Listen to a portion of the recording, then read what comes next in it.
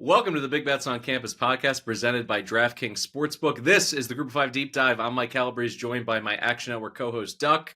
And before we get to our sounding off segment, a little bit of positivity here. We went 3-1 on our best bets in week 5. 3 of the wins were all laughers. Appreciate that. Getting the momentum back in the right direction. But now it's time to, take that positivity on one hand, and then the other side, just blow off some steam a little bit, a sounding off segment. Duck, I will be quick here so we can get to yours.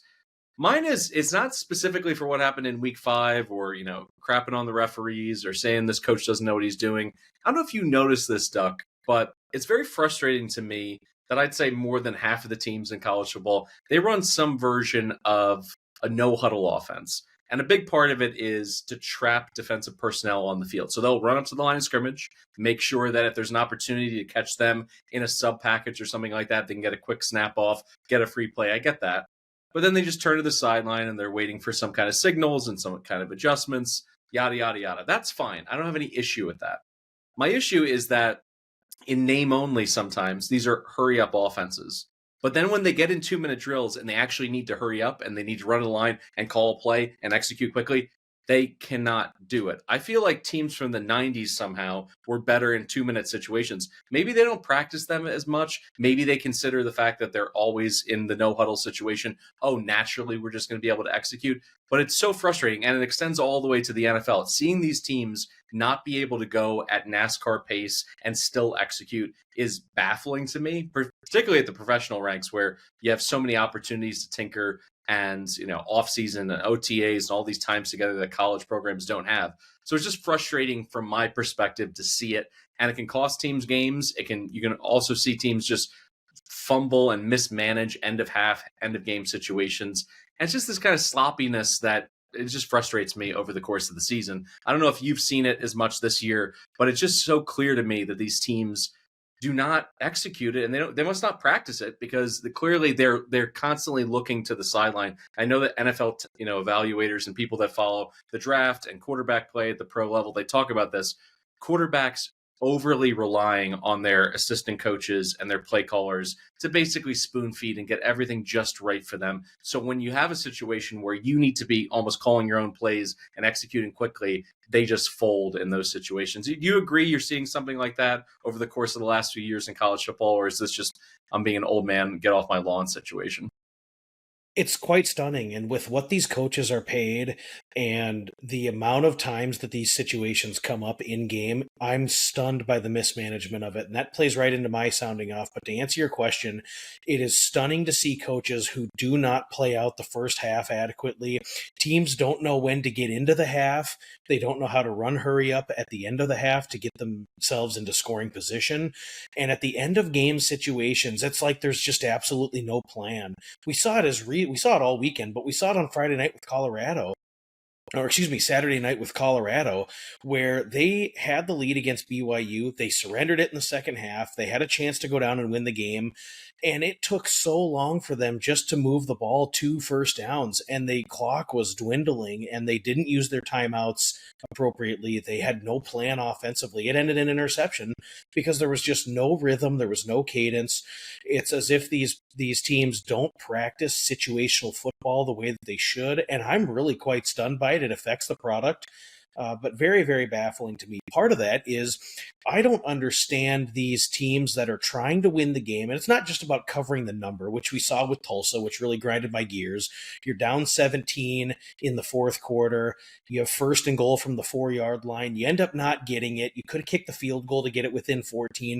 These teams are just not managing these situations appropriately. If you're down by 2 scores and you're not getting the ball into the end zone, and you could kick the field goal to get it back to within 1 score and give yourself a chance to keep the other team squeezing the ball hard. I don't understand what these coaches are doing.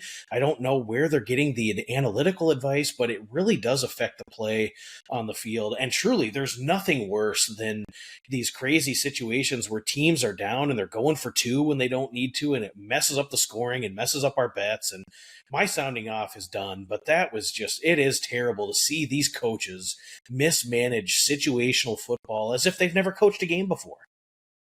I mean, you don't even have to go back that far. Just look at the blur offense that Chip Kelly ran at Oregon they would come out in the second half in particular in games, and they'd have 4 or 5 plays absolutely holstered, triggered, ready to go, and they'd run to the line as fast as possible. They weren't doing any of those check with me's. Oh, it looks like they're in a cover 3. Let's switch this. No, bullshit. Let's just go fast. Let the defense make a mistake, get gassed, have the wrong personnel. That's enough. We're not looking for every single strategic advantage. Sometimes speed and execution is enough.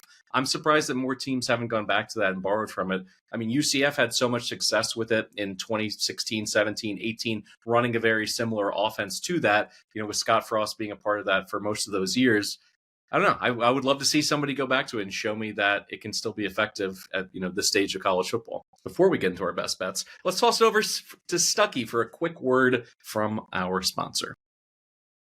The Big Bets on Campus podcast is sponsored by DraftKings, and in partnership with DraftKings, we'd like to announce the next great touchdown is coming, and you can bet on it. Right now, new customers can bet $5 and get $200 in bonus bets. That's right. New customers turn $5 into $200 if your bet wins, paid instantly in bonus bets. To get started, use promo code BBOC when signing up. Again, that's code BBOC to get on board. The crown is yours.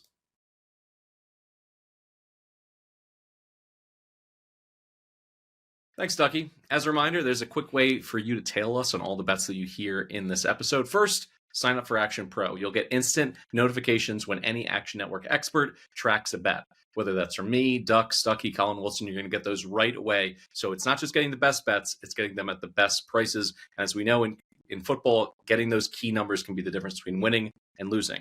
Plus, you can access our pro projections powered by Sean Kerner and our predictive analytics team, and a ton of other benefits. And right now, we have a special offer. Just go to actionnetwork.com/pro, get $20 off the annual price with the promo code BBOC20. So don't miss out on the best bets at the best prices. Visit actionnetwork.com/pro and use promo code BBOC20 to get $20 off a year of Action Pro. You can also tail some of the bets that you hear in today's episode by firing up those quick slip links. You're going to find them in the podcast and video description. And you can also visit us at actionnetwork.com/bet now. All right, on to week 6. The best bets are here. Duck, let's hear from you first. You're going with a MAC matchup with a new MAC team here in 2025. Yeah, I'm looking at Western Michigan on the road. Their defense is playing lights out. They're surrendering just 4 yards per carry on the ground, and that factors in the 2 games that they played against Big Ten competition. Just 28% of third down conversions against them have been given up the last 2 weeks. Western Michigan has secured 18 sacks and 33 tackles for loss this season, and they have the 3rd best pass rushing grades per PFF in the MAC. That's a problem for UMass, who's surrendered 10 sacks and 30 tackles for loss this season. They have the 2nd worst pass blocking grades per PFF in MAC due to the UMass Minutemen. 2.5 yards per carry on the ground this season for UMass, and just 2.9 yards per play overall this season while averaging 225 yards per game offensively. The UMass group has been so unsettled at quarterback as all 3 have been used this season, that being Grant Jordan, Brandon Rose, and A.J. Hairston, who played some last season. UMass just 123rd nationally in offensive finishing drives, and I just don't see them having any explosivity against a very impressive and overperforming Western Michigan defensive unit. I don't see how they move the football here, and Western Michigan is just starting to find it a little bit offensively. While Brock Lowry has not been great this season offensively, it's looked a little better the last couple of weeks. UMass is just 126th in securing defensive havoc, so there should be very little pressure against Western Michigan's quarterback Brock Lowry. And UMass is very poor performing in early downs, and so Western Michigan should see themselves in favorable situations to possess the ball, extend drives. I expect this game to be lower scoring, but I expect Western Michigan to pull away in the second half and win this game by 3 touchdowns on the road. I'm laying the 12.5 with the Broncos. For my first best bet, I am turning to a Friday night matchup in Conference USA. Western Kentucky traveling to Newark. Going to go over 61.5 between the Hilltoppers and Blue Hens. This year, I thought the Blue Hens would have a quality Conference USA defense, and if they were lucky, they'd get a little something out of their offense to be able to muck games up, maybe pull out 5 or 6 wins. Well, this offense is cooking with Minakuchi at the helm. Second in Conference USA in scoring and total offense. Great balance as well. It's not just a one-man show with him putting the ball in orbit 40 times a game. Jonathan Silver is averaging over 7 yards per carry. Minakuchi, 12 TDs against just 2 turnovers on the season. He should get Jake Thaw back as his top target, certainly as a safety blanket target.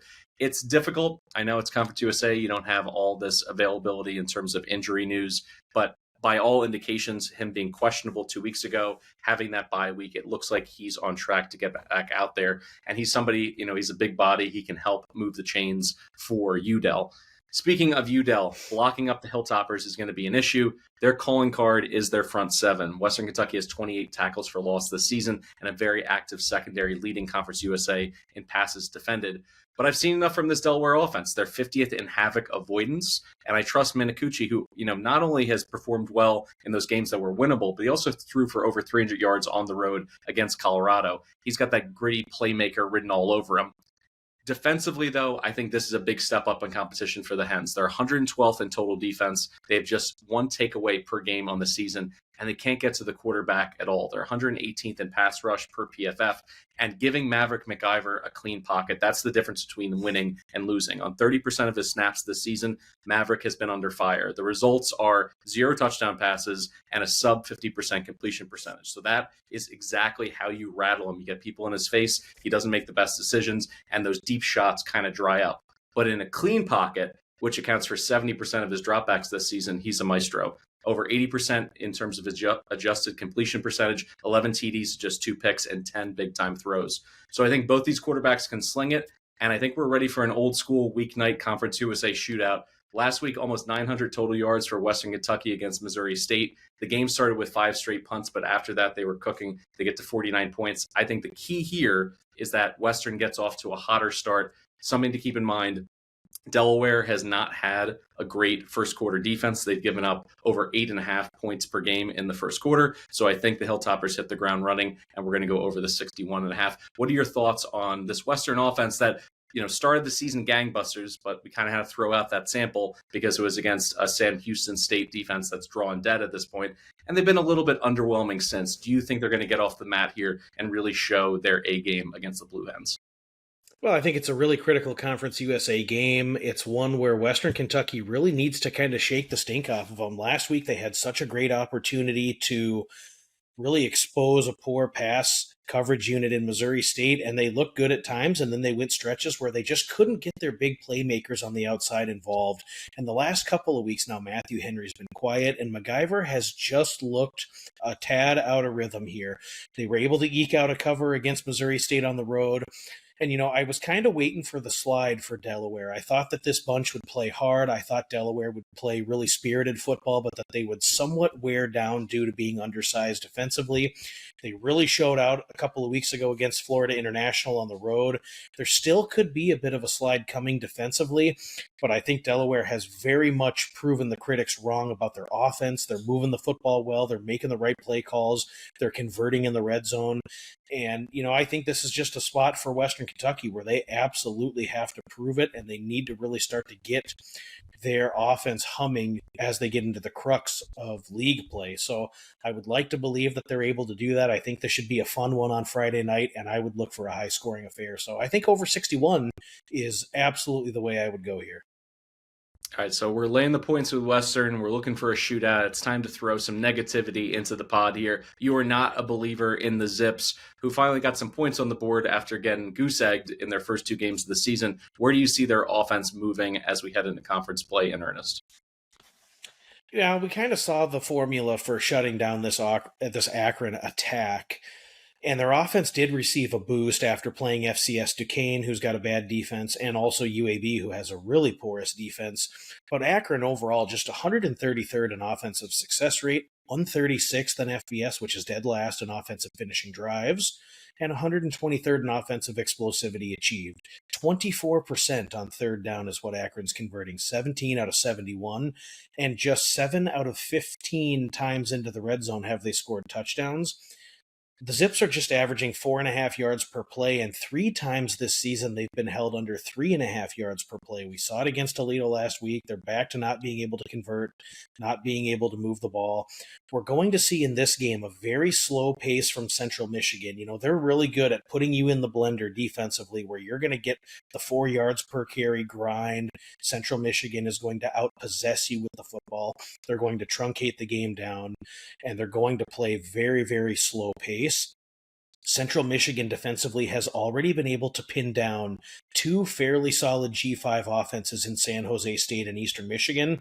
They've allowed just 1 passing touchdown the last 3 weeks, and just 3 rushing scores have been given up by Central Michigan over the totality of the season if you factor out their game against Michigan, where they were just outclassed and overwhelmed.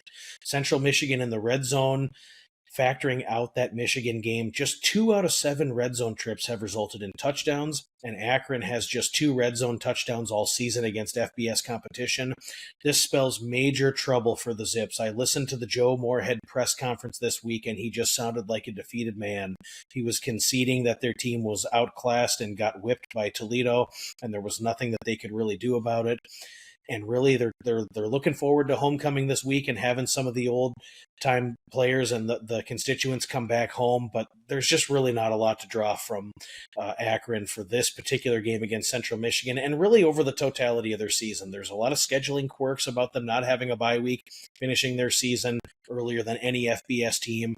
There's no bowl game to play for, no conference championship. This is just a team that's dead in the water, and I don't see a lot to get excited about here. The offensive woes are going to continue for Akron. Team total under 17.5. Not to say I told you so to Akron, but this was the year that we assumed was going to be a lost season. They weren't going to be competitive most of the time. Get those APR scores up. This was the time to get some academic all-conference, D2, D3, bring people in. Doesn't even matter if you can play football, son. Just get a 4.0 in the classroom, raise the level here academically. But they haven't done it. It seems like Moorhead is short for this job. It's a program that already has huge hurdles to overcome from the get-go. But when you add on the fact that they didn't have bowl eligibility to play for, it's killing them in terms of the transfer portal. They didn't have a lot of money to offer in the first place. Then you could say, at least you can come in and play. But now you can't even play in a bowl game, and just too many issues to overcome. So it'll be interesting to see if he's even the head coach at the end of this season. And if he wants to be, it seems like it could be one where he just quits and takes a coordinator role somewhere else. Certainly he's done that, to great success at other stops in his career. All right, I'm going to close this out with a team total. I'm going to go over 19.5 Air Force traveling to Navy. Where is the respect for this Air Force offense? I'm not sure people are watching them. I know that they've already lost 3 games this year, so maybe folks are just looking at the win column. But what more do you want to see? I mean, specifically in just the offensive side of the football, they've scored 102 points in the last 3 weeks. They're second in offensive success rate, and per usual, they're second in havoc avoidance. They're always moving, getting into third and manageables at worst. They're never behind the chains. And when this offense is humming, they get explosive pass plays. And that's what we have right now. They're third in aerial explosives. Liam Zarka can sling it. And Cade Harris is someone that they use at all different spots, whether it's as a running back, out wide as a wide receiver, using him on trick plays. They just keep slipping him into the secondary, and he's catching the ball with no one around him. If you look at that Hawaii game, really the entire season, he's got 16 receptions, 439 yards. That's 27.4 yards per reception. And oh, by the way, their defense stinks, which I think is going to be great because Navy's going to be able to hit explosive plays and hand the ball right back to the Falcons. Because the last thing that you want to see in a situation like this is Navy go on a 15-play drive, eat up 10 minutes, and then all of a sudden the overall possessions of the game shrink, particularly for a team total here. But when you look at it, 4 touchdown drives for Hawaii against Air Force with 6 plays or fewer. Same for Boise. They had 4 touchdown drives with 5 plays or fewer. So the plays are coming quickly. They have no answers on the defensive side. So there's going to be opportunities for this Air Force offense to score some points.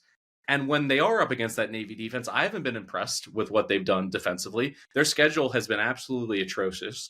And they're leaky when facing the pass. They're 108th in explosives allowed in terms of, through the air, 109th in PPA there.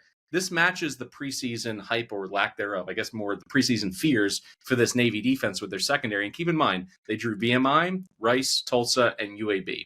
UAB was the only one that had a living, breathing passing attack that really wanted to focus on it. Rice doesn't pass at all. VMI is a lousy FCS team, and Tulsa prefers to run, and when they do pass, it's rarely successful. So I think the reality is the midshipmen could be even worse against the pass than these numbers have indicated thus far this season.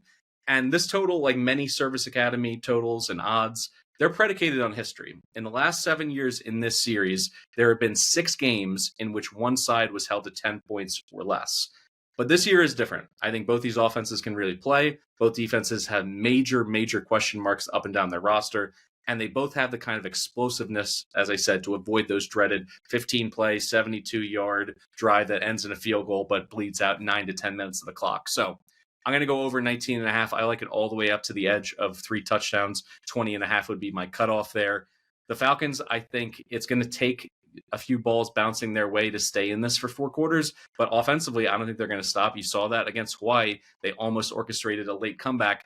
This offense, when it goes from that flexbone triple back to the pistol and shotgun when their backs are against the wall, Sarka can execute it. So I've seen enough from this team to go over on their point total. What are your thoughts on fly, fight, win here, scoring some points against the Naval Academy?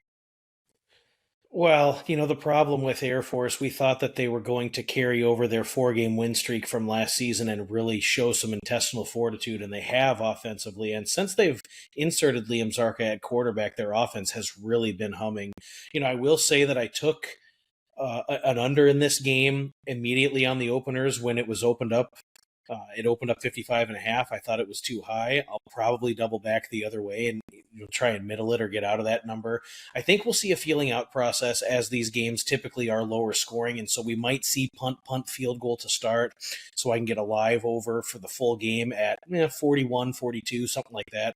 But I will say Air Force has had such a propensity to throw the ball and keep themselves in games, and the second half scoring has been completely through the roof with these Air Force games this season. They're not securing a lot of stops. They're very weak in the defensive front, and so when you look at the teams that they've played in league play this season, Utah State, Boise State, Hawaii, they've been able to do whatever they want against this Air Force defense, and Air Force has been able to punch back, and a lot of it's been the explosive downfield passing that you had alluded to. And Air Force, they sign up for 60 minutes, and they're going to be throwing it around until the very end. The more and more I look at this one, it's probably higher scoring, and there's a chance that Air Force can stay within striking distance here, but it's probably going to be one where if they're down, they'll keep fighting, keep throwing the ball with Zarka, and I would be led to believe that they would eclipse this total. Now, your 4-minute segments, 4-minute offense, I should say, is on deck here. And what's interesting is this is about the time of year when there's lots of graphics. Who's still undefeated in college football? Lots of conversations about who that auto bid out of the G5 could be. UNLV should be in both those conversations. They are undefeated, so they're clearly on the graphic. But I don't think they're getting any respect out there in the market. And Stuck has, thrown a lot of shade and dirt on this UNLV team as the most fraudulent, undefeated team in the country. And it's hard to disagree with them. The Miami of Ohio game was an absolute gift, yet injuries and blown coverages and all these, wild things that happened in that game. And then the opener, they almost get nipped by Idaho State. But along the way, this offense has gotten a little bit better. Calandria has shown that he certainly has a handle for what Mullen wants him to be able to do as a dual threat quarterback. Jet Thomas is someone that you can get excited about out of the backfield. Have we gone too far in the other direction? And how does that relate to this matchup with the Pokes of Wyoming? Well, I think you look at UNLV, their defense has been really bad. They struggled with Miami of Ohio mightily with a backup quarterback. They struggled in the opener against Idaho State. They've been giving up some chunk plays. They've been really struggling to contain opposing offenses. And now we have unique scheduling here for UNLV as they will have only played one game in a month's time between UCLA and Wyoming. They had a bye preceding Miami of Ohio, and they had a bye afterwards. And so there could be a little bit of rust here that they have to shake off. You look at Wyoming, and they really started to find it a bit on the road against Colorado a couple of weeks back. But that was when the game was seemingly out of reach at that point. So overall, Wyoming's offense has really struggled offensively. They're just 112th in offensive finishing drives, 111th are the Cowboys in offensive explosivity, and 116th in pass play explosivity. So the primary way that you attack UNLV's defensive weakness, I just don't see it happening necessarily for Caden Anderson in this Wyoming group that's averaging just 175 pass yards per game and just completing 55%. You've got one primary target if you're Wyoming in Chris Durr, and otherwise there's just not a lot of explosive weapons on the outside that will really exploit UNLV. The ground game for Wyoming is efficient, but they're not explosive. And with the Pokes being run-oriented, they really could magnify trying to run the ball against the UNLV defense that's giving up 5.5 yards per carry on the ground this season. Defensively, I don't know that Wyoming's been too terribly bad. They're surrendering 18 points per game, and they've only given up 6 red zone scores out of 10 trips this entire season. You look at the Pokes in the metrics, the defense is averaging, just 24th in defensive success rate ratio for the entire season, 3rd in defensive finishing drives, and Wyoming is 2nd in defensive EPA per play.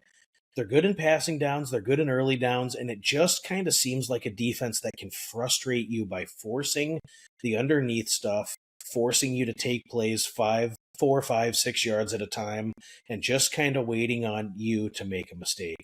I look at UNLV offensively. They want to run the ball. Before the Miami of Ohio game, they were running the ball 63% of the time. They were throwing it a lot more against Miami of Ohio because they were down and had to come back and really needed to get into that game. But they want to run the football. What I see here is kind of a slow burning grinder. I see them running the ball for success, but not necessarily explosivity. I see Wyoming allowing 4.9 yards per carry on the ground. That's enough to be effective, but it's also enough to be inviting to the run game. I think we're going to see both teams run heavy. We'll see a limited number of possessions. I don't know that we'll see a ton of the explosive chunk plays. UNLV is a good football team, but there could be a little bit of rust here having played one game in 28 days, and now you got to go to Laradice.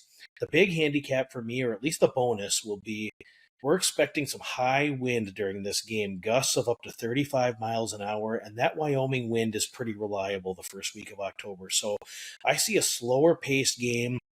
I see a close game. But my official play on this game that I've logged in the app at this point is under 52.5. I would get that quickly because those numbers are disappearing. We're going to get wind. We're going to get run heavy. We're going to get a running clock. And I just can see, both of these teams having success between the 20s, but that doesn't necessarily result in a high output from either. I don't think Wyoming's offensive attack can exploit UNLV's defense. And I think we get a field goal game either way. So I can see this 24-21, 27-21, but I would take under 52.5 as I just think there's going to be a lot of variables that point to a slow burning grinder in this one. We've talked about it for years. Laradice can be a nightmare when they have a stingy defense and the weather cooperates the way that they want to play football, whether it's, painfully cold, snow, but the wind is the biggest factor because it takes the ball out of opposing quarterback's hands. You don't want to put it into play when it's over 20 miles an hour, and you also factor in gusts. I think that's a really sharp play. I'm going to add that to my official card as well here in week 6. It's time for our G5 Underdog Moneyline Parlay presented by DraftKings. We're going to do one leg each here. The payout is going to be a juicy plus 645 this week. I'm going to get it started with a little bit more of a modest play. It's a game I already talked about at the top. I like Western Kentucky as a short dog in Newark, taking on the Blue Hens, plus 126 on the money line. I think we're getting a discount because of their travel. They went from Springfield, Missouri, back to Delaware in back-to-back weeks. But Tyson Heldon, he's in his 7th year as a head coach. He knows travel routines. He knows how to avoid traps. And Delaware has played so well. I think they have the attention of the entire conference at this point. So there's not going to be any lookovers when it comes to the Blue Hens. Even though they can't compete for a conference title this year, they certainly can play spoiler. And when I go back to my numbers in the preseason, I had this at about 7.5, 8 for Western being the favorite. For it to move that much because of Delaware's success offensively. I think it's just a little bit much, considering the fact that Helton and this squad showed last year what they could do on the road against well-coached teams. They beat Casey Keeler as underdog last year, knocking off Sam Houston, who had a phenomenal season. They even covered on the road as a dog up at Boston College. So I like Helton to be a grown-up here, to have them prepared to play their best. I know it's a short week. I know it's back-to-back travel, but I think that's all baked in and why we're getting value in the spot. And as I mentioned as well, this is all about Maverick and Bowie against an average defense. Offense at this point, I think, is not down as far as some pundits would say on Western. I know our expectations were sky high after the first week, but just their point total, that's one thing. You also have to look about how they moved the football this season. They settled for a field goal last week on the 1 yard line against Missouri State.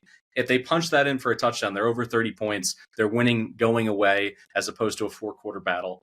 And they also executed a 4-minute offense to perfection to basically play keep away at the end of that game. So there was more points out there in terms of yards gained, in terms of available yards. They were out there gobbling them up. So I think it's all about just avoiding that slow start. I mentioned Delaware's first quarter defense has been atrocious, 108th in scoring defense in the first 15 minutes. I see these teams getting off to a hot start, it being a shootout, but I'd rather go with Maverick against this Delaware defense than Minicucci against a Western defense that I think they're going to be able to generate some sacks. They're going to get to them enough. So I'll take the value at plus 126.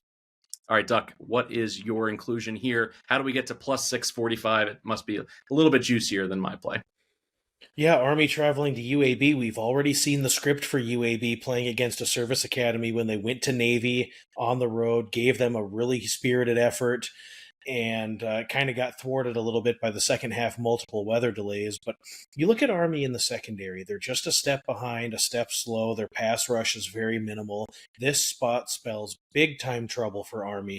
The second of back-to-back roadies at East Carolina last week and now traveling to UAB. We've seen Army numerous times over the last couple of years throw up some major stinkers when they go to the Southeast, whether it being at Troy, at Louisiana Monroe, at ECU last week. They just don't play well down there. Now you have a situational spot where UAB is off of the bye. And while it's not exactly the same type of scheme, UAB has already seen a triple option attack this year when they played against Navy. You look at Army defensively, they've just been shredded against the pass the last couple of weeks against North Texas and ECU. 70% completions given up, over 500 yards through the air surrendered, and 8 yards per pass attempt. Army has the weakest pass rush grade outs per PFF in the conference and the third worst coverage grades. This is going to be major, major trouble.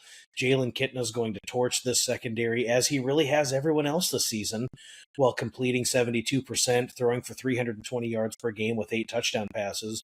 And we just have said it all off season. We took an Army regular season win total under. It's just not the same team as last year. They're lacking the offensive punch. They're lacking sound decision-making from the quarterback position, and they're just far too reliant on fullback dive, and then they run a QB follow off of that with Dwayne Coleman and Cale Helms, and they're just averaging 3.5 yards per carry combined on the ground. They don't have the punch. They don't have the explosivity. I've already logged a play of UAB plus the points in the app. They're going to win this game on the field, so this is why I'm adding them to the Moneyline Parlay. If UAB wasn't in podcast prison for me, I would be joining you on this money line play. At this point, it's just me on the little phone receiver, putting my hand up to the glass. Trent Dilfer's on the other side, touching it. Let's just get it to the window, my man. One time, do something for the Group of 5 deep dive, please. This is the spot to do it. Everything you laid out, I don't have a single issue with any of that. How about my side of it? Do you like Western? Do you think they can go into Newark and upset the Blue Hens? Do you think it's getting a little too much of a shift from preseason power rankings, considering the fact that, you know, some of the teams they played have not been great? I mean, Delaware State, you know, the FCS ranks better than anybody. Certainly that UConn game was wild. They win in a shootout, but is it enough to move it, at least by my power rankings, almost 10 points from the preseason? Do you agree that it's a little bit of an overreaction from the market? I think so. You look at Western Kentucky, who has been a preseason top 2 pricing to win Conference USA. They were the favorite for a couple of weeks. And, you know, they hear it, they see the film, they see the mistakes offensively that they've made. And this is a team that really has to get better at executing offensively in the downfield passing, connecting on the deep shots. Look at who Western Kentucky has coming down the pipe. After this, they've got FIU, Louisiana Tech. I mean, they've got to start to get rolling because these games are going to be really important for this bunch to try to make a run at getting to the Conference USA title game, which is a major, major goal that Helton has set out for this team this year. I just think it's going to look a little bit different than we've seen the last couple of weeks. You look at Nevada, and Choate is a defensive coach. He was able to scheme it up to provide a little resistance to Western Kentucky. And then last week, it was a quirky travel spot. They had some offensive success at Western Kentucky, but they just were so seat of your pants. And then you had the backup quarterback for Missouri State lead the drives in the second half that made that game a little closer than kind of what it felt. And I just think that we're due for the offensive explosion for Western Kentucky. They know what they have to do. They know Delaware is going to bring it offensively.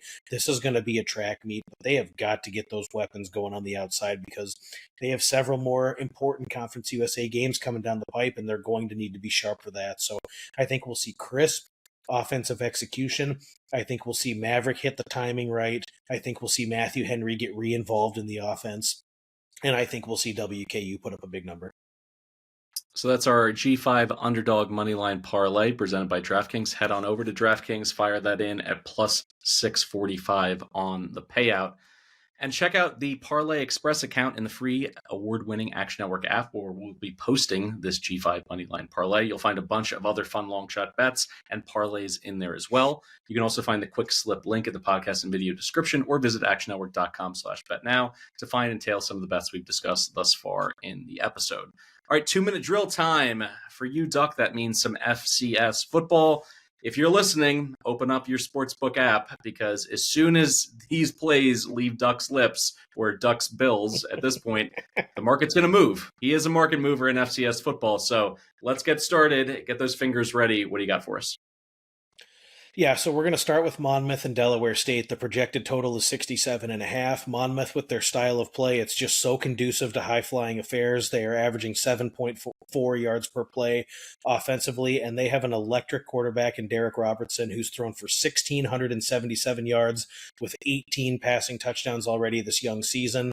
The Delaware State Hornets have found themselves in high-scoring games against Sacred Heart and Albany already this season, and this defense could get absolutely torched here.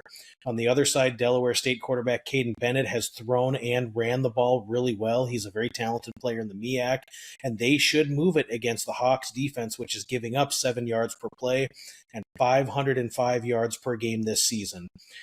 Monmouth could throw up a 50 spot here, and Delaware State will hang around and put up 28 to 31 here. This should soar over the total. Any number in the 60s, play the over. Next one I'm looking at is Southern Illinois. The projected spread is about 16.5. Indiana State is in just such a bad way right now, lacking talent. They've got a mediocre backup quarterback, and the defense has given up 136 combined points and 1,327 yards the last 2 weeks. The Sycamores just cannot convert third down or sustain drives. I look for SIU quarterback DJ Williams to just add to his impressive stat line of 69% completions, 988 yards, and 9 touchdowns. Southern Illinois is excellent at staying on the field, converting third downs, and they're excellent in the red zone. I project this number at 16.5. I'd lay up to 20 here with Southern Illinois. Last one is Nicholls State and Lamar under their projected total, which is 46.5. The offensive numbers for Nicholls this season are off the charts bad. 4.3 yards per play, 254 yards per game on offense, and just 6 total touchdowns registered in 5 games offensively. They are 17 for 68 on third down, which is bad, and only 1 of 10 red zone trips have resulted in pay dirt. Lamar is also a mess offensively, averaging 4 yards per play and 237 yards per game. 26% third down conversion success for Lamar this season. Their 2 to 1 ratio run heavy, and they're averaging just 96 passing yards per game. This is going to be a complete rock fight. We're going to see slow pace, no explosives, a low scoring grinder. Anything over 44.5, we're going to play the under. All right, I talked a lot of shit at the opening about no one being able to run a 2-minute hurry-up offense, so I'm on the clock here Let's see if I can back up those words with some quick decision making here. All right, New Mexico at San Jose State. I'm going to lay the 2.5 with the Spartans. I have more to say about the next two plays, so I'll keep this one short and sweet. San Jose State is 4 points away from being 3-1 instead of 1-3. This offense can absolutely cook with Egett slinging it around the yard. They found replacements, at least in the aggregate, for Nick Nash in that receiving core. And with a veteran coach like Ken Niumatalolo, he can sell this locker room on being 0-0. Back to a clean slate, the Mountain West portion of their schedule starting up. This is the opportunity to turn this season around. The Lobos, by the way, their 3 wins have come against teams ranked 189th, 157th, and 107th in S&P Plus. So it's a nice story happening in Albuquerque, but let's pump the brakes on the Lobos being a really good football team. San Jose State was a preseason threat to win this conference. I still think that they are. They haven't fallen apart. I'm going to lay the 2.5. All right, Boise, Notre Dame, over 62.5. Let's talk Notre Dame's offensive coordinator and play caller, Mike Denbrock. He knows how to build an offense around the quarterback that he has, and he had to adjust year over year, losing the ground and pound with Riley Leonard and that phenomenal defense to be able to keep away to a certain degree, but the defense was always there to save his bacon. This year, he's changed things. Let's just look at the play calling. Last year, Notre Dame was 88th in passing play rate. They're all the way up to 85th this year. On paper, that seems like not a big deal at all. But when you dig a little bit deeper, the ADOT and yards per attempt are completely different. Leonard 7.5 ADOT with a 7.1 yards per attempt. That's 90th and 70th, respectively, among qualifying quarterbacks in 2024. CJ Carr's ADOT is 9.4, an even higher yards per attempt average of over 10. That's 34th and 4th nationally. What that means is that this offense is going to create explosive plays, and that's great for this over because they're up against a defense that is 134th in explosives allowed. Boise has been shredded by the big play, both on the ground and through the air. Carr, Love, and Price will land haymakers for 4 quarters. On the other side of things, I mentioned Notre Dame's defense last season. Well, they've fallen off a cliff with Chris Ash as their new DC. From the elite ranks to, an advanced stat sheet that's just bleeding red, 135th in havoc, outside the top 100 in success rate, allowed both on the ground and through the air. And I know that Boise doesn't have Genty anymore, but the running back by committee approach is working. And one thing I'll say about Maddox Madsen, last year, when you dug into some of his advanced stats, it was a bit ugly. But this year, when he's firing from a clean pocket and he has time to improvise, he's making big plays. In a clean pocket or with no pressure, 9 big-time throws already this season against just 4 turnover-worthy plays. He's coming off the best game of his career against App State. Boise, as an underdog, by the way, since 2023, in those 7 games, 5-2 to the over. So I think this is an opportunity to play another high-scoring game here. They're going to play loose. They're going to let it fly. I think they're going to both be a live dog in South Bend, and there's going to be a lot of points. All right, let's close things out here. Eastern Michigan against Buffalo, under 54.5. This number is bubbled up. I love it. I played it at 52.5. I'll play it at 54.5. Taquan Roberson, he's out of his boot, but does that mean he's going to be able to fully utilize his skill set, which are his legs, in this matchup? Time will tell. He just isn't consistent as a passer, though, so if they can keep him in the pocket, I think that's going to be a real issue for the Bulls. His play caller, Dave Patenaude, has been someone who's protected him at times this year. And the big reason is that you can look at a few different stats and find it difficult to nail down who he is as a quarterback. His ADOT is off the charts, 11.6. That is 10th nationally. But when you look at his accuracy on throws downfield, he's completely scattershot.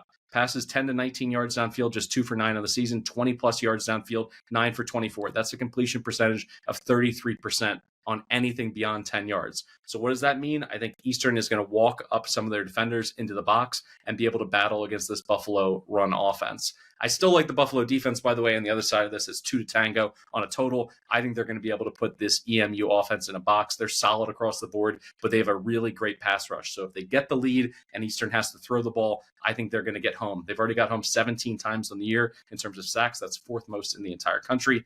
And Eastern has just been dreadful in passing down situations, 100th in success rate there. I'm going to close this out with this fact. The last game, Central Michigan against Eastern Michigan, I think it's going to be a very similar game script. CMU won 24-13, but after the first 20 minutes of that game, Eastern held the chips to just 3 the rest of the way. So I see them mucking this one up, making their defensive adjustments, and keeping this game under the number of 54.5. All right, we raced through. We got a lot of plays in there, which leads us to the end of today's episode, which is our season-long tug-of-war between Duck and myself. We've both gone on some runs here, back-to-back winners for Duck. He's now at my 40-yard line. We're going to go back to a game that we've already hit on a little bit, and it's Air Force at Navy. The midshipmen laying 11.5 in Annapolis. I'm going to go ahead and take Air Force plus the points. The Middies as a double-digit favorite the last 2 years, just 4-4 against the spread. They've beaten the hell out of a super manageable slate for the past 18 months, but odds makers continually find a way to even the playing field, throwing points at the dogs they're playing. Mission accomplished for the sportsbook, a 500 record there against the closing number. But my focus here, as I mentioned before, is the Navy defense. They faced one functional offense the entire season. That was UAB. The Blazers scored 24 first half points against them. There was all kinds of issues in the second half with 2 lightning stoppages. They get a huge break there. But the big plays will be available to Air Force when they turn to the air. Yes, this is a flex bone offense, but as I mentioned earlier, the pistol, the shotgun, you're going to see some sophisticated passing concepts that are going to give Navy some issues here. And finally, it's going to require some turnover regression to get this done. But Air Force has been snake bit on the season, 93rd in turnover margin, whereas Navy has fumbled it 6 times this year. They've lost just one of those. We saw last year against Notre Dame, everything can cave in. The roof can cave in on them when they start turning the ball over. So I'm hoping that Air Force can be +1, maybe +2, and the turnover battle make this a 4-quarter affair. All right, Duck, you are on the home team here, laying the points. Walk me through Newberry and his midshipmen. I think when you look at Air Force and the leaky nature of their defense, no number is safe with their propensity to just give it up in the second half. They just don't have it in the defensive trench this season. We thought, again, we would see a little bit of continuation from the magic we saw the last 4 games of last season, and it just doesn't seem to be there defensively. And I can see Navy in the second half slamming the brakes on the pace, grinding this game down 4 yards at a time, and just out-possessing Air Force, punching one in late, forcing Air Force into a stopped-on-down situation, and just not giving it back. And then you're outside of the number, and there's no way to get the ball back and get back in. So I think it'll be interesting to see how this second half plays out, as the Air Force second halves all season have been high-flying and high-scoring. And I just don't know that Navy wants to get involved with that. I think they'd rather secure a lead, possess the ball, and get the heck out of there with a win. And I think they could win this game by 2 touchdowns. So I'll lay it with the Middies here. That'll do it for today's episode of the Group of 5 Deep Dive under the Big Bets on Campus banner, presented by DraftKings. Thank you for tuning in, and don't forget to download the free award-winning Action Network app and leave us a 5-star rating and review wherever you listen to the podcast. I am overdue for a 5-star review, so please give them to us. Throw out a comment for Duck or myself. It can be whatever you want it to say, just as long as you throw us a 5-star review. And I'm going to give out a $10 free future on anything from the Heisman Trophy, conference winner, national championship, whatever you want it to be. Hit me up on X and I'll get you set up with your prize. Remember, if you'd like to tail some of the bets we talked about in today's episode, look for the quick slip link in the episode description. You can also go to actionnetwork.com/betnow. If you haven't already, please subscribe to our YouTube channel, search for BBOC, and you'll get access to all of our college football content throughout the fall. Check out our guy Stuckey on the favorites every Tuesday, Thursday, and Sunday. Also, check out his main show every Thursday with Colin and himself. They run through the entire card from the absolute top matchups all the way down to the trash. It's always a fun listen, so make sure to throw them some love as well in the reviews. Thanks for listening to the Big Bets on Campus podcast, and as always, best of luck with all your bets.